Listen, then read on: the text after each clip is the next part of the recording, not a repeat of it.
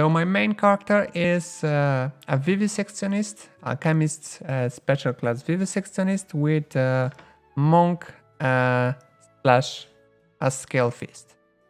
The main idea about the build is that we are doing somebody that can tank in front and deal a lot of sneak damage. So we focus on dexterity mostly. The basic dex is 20 with all items and greater mutagens. We have 32 now, level 15. Some good con, some intelligence, and very high charisma because we get our AC value also from charisma. And when we will add 2 levels of paladin, which will be also our saves. And for attacks about against the target that will smite evil, also an attack and AC again. So that's a very good. We are focused mostly on Psi, but because we don't have any good one, we are using now agile weapon, because the important thing about the build that we are using the fencing grace. So our dexterity also increase our damage. That's the basic thing about that. For our AC, we mostly focus on dexterity bonus, so no armors, only ropes. Spell-like abilities like shield, also bracers of armor, because we don't have any armor. And I have only +4, I should have +5. Natural armor from bark skin, haste, natural armor from mutagen. So that way we have a lot of armor up front, and also we are focused on defensive fighting. So with Cassius Fighter, Crane Wing, Crane Style, we have around 60 armor class during the combat after we fight, after we attack the first enemy. To be able to do a lot of sneak attacks, we have few ways of safe enabling our sneak attacks. First, the most easy, displacement. Displacement with when you cast displacement, you are treated like you had total concealment. So melee attacks are treated like greater invisibility. So sneak attacks on everybody that doesn't have uncanny dodge. To enable sneak attacks on people that have uncanny dodge, we have another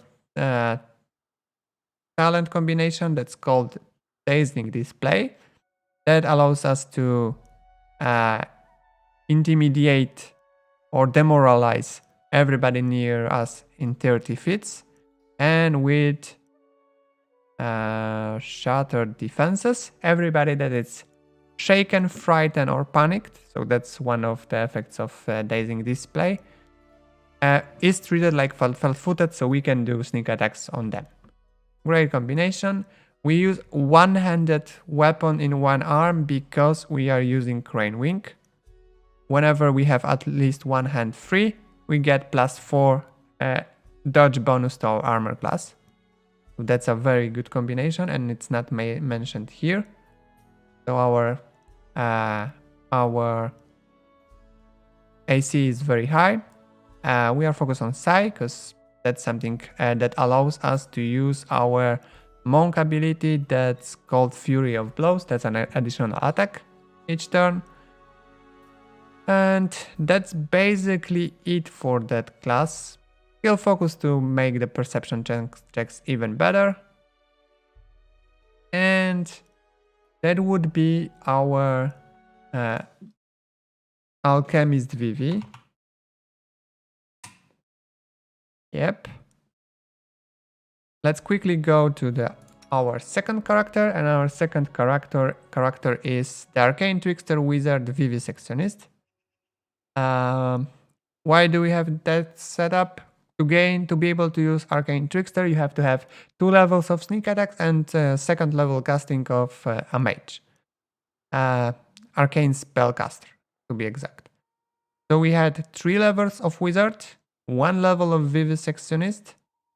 That gave us 1 sneak attack dice, 2nd level of casts of spells, and we took accomplished sneak attacker because that was that allowed us to have 2 dice on level 4 already.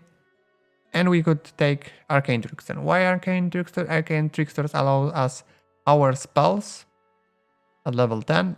All our spells that deal damage against flat-footed targets, we do deal sneak attacks. So that's something that we focused on. What's important about this build related to our abilities? We use Conjuration Focus with Augment Summoning and Superior Summoning to enable our sneak attacks even further. If we summon monster, enemy are flanked, we enable our attacks, sneak attacks. We use Point Blank Shot, Precise Shot, Weapon Focus Ray. That allows us to hit more often with rays, and that's the most important thing. On our side, we took Tiefling because high bonus to intelligence and dexterity, that's our main stats. The rest is just okay. With high intelligence, we have a lot of skill checks, so something that we can use. And we get a free resist energy once per day from the Tiefling. That's a very good skill for the beginning of the game when you don't have slot to get something to cast. And our familiar is her because initiative check bonus.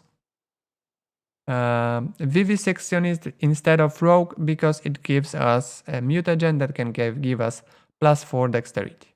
That's a very important thing. About the spells that we focus mostly on, Expeditious Retreat for faster movement. It's the best way to run away from enemies because you just move so much faster. 30 feet is very, very nice. And Vanish, just to be able to retreat lose the interest of enemies. Scorching Ray. The important thing about the logic in this game, Scorching Ray fires 3 rays at level 11. Each ray can sneak attack separately. So if I have 7 times 7d6 sneak attack, it's triplet. Very powerful spell, and I can also maximize it with Rod because it's level 2 spell. Very powerful. Also, Sense Vitals that give us additional sneak attack. That's at level 15. It will be already 5d6 extra sneak attacks. So very powerful spell.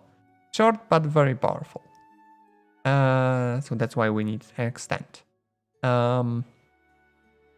Here, Haste, Fireball, and Heroism just because it does a lot of damage and improves the speed. Before, when we were able to overcome the resistance, we were using a lot of Stinging Cloud. Because if we check the Alchemist, once again, just to compare that, at level 10, he gets a poison immunity. So he cannot be poisoned, and Stinking Cloud is a poison. So that way we could have enemies stunned while our tank was standing in the front of the fight. Here mostly greater invisibility on level 4. On level 5 we have some damage, some summoning capabilities. Heroism and Hellfire Ray, because that's the best way to attack our enemies. Because on level 19, so very far, level 20 in our case, because we have 1 level of Vivisectionist, it will fire 3 rays. And each of those 3 rays have 2 2 different attacks on it themselves, because they do half damage fire, half unholy. So that means that's 6 attacks in one cast. All of those can sneak. Level 7 summon monster Prismatic Spray